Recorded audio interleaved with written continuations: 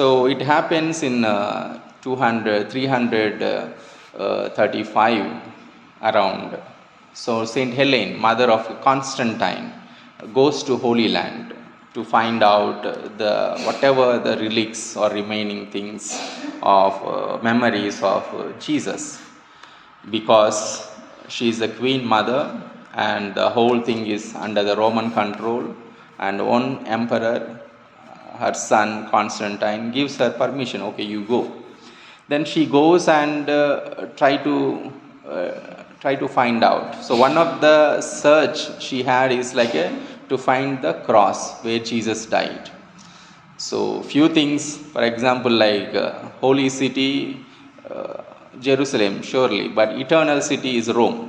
Why it is called eternal city and Rome is also called holy city? Because most of the relics from Jerusalem were transferred during the time of Helen or Constantine to Rome. For example, we have one church dedicated to holy steps, like she went to the governor palace where Pilate was there, and she knows, in the we read like Jesus walked on the steps and upper chamber. So she knows at one point of time Jesus walked. Okay, let us bring all those steps, and she brings and she puts like that. Like that, so many relics. So one of the relic is finding of the true cross. But now the story goes beyond that. Um, because in the 70 AD, the emperors during that time, they wanted to eradicate fully signs of Christianity.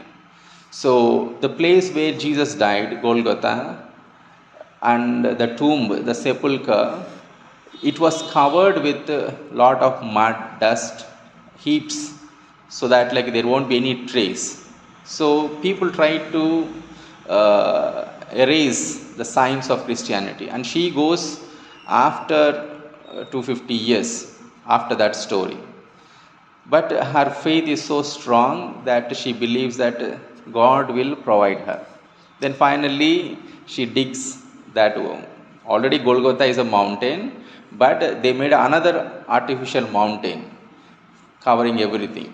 So she went and excavates everything, and finally she finds three crosses. They say three crosses, but I feel like maybe she found logs, maybe wooden logs, not in the shape of a cross, but she found something three.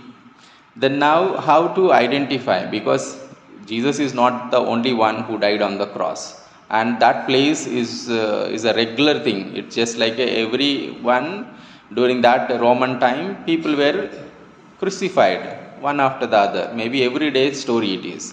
So, and it is outside the city, so naturally many crosses will be there, or same cross is used for everybody to nail also, we don't know. But how to find out that is the cross Jesus died? So she prayed, and somehow some inspiration and something God also provided. One dead body was going, because that's outskirts, nearby there is a cemetery also. That's why like we see, like where Jesus died, nearby there is a cemetery, they buried him.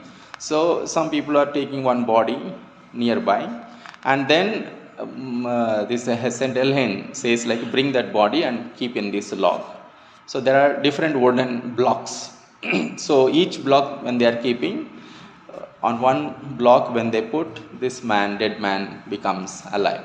So that's how, because of that miracle, Saint Helen identifies that is the true cross where Jesus died, and she presents that cross to the church. And that in the olden days itself, like that cross was distributed to the patriarchs. So small pieces were distributed to many different churches during that time, and the big piece is embalmed in the one of the pillars of St. Peter's Basilica. Then small relics of the true cross is distributed to many places. So that's how we hear, like especially during the exorcisms and all, like in the olden days they have this practice of taking this true cross. Then what this is about the story of the exaltation of the Holy Cross, how this tradition came in the church.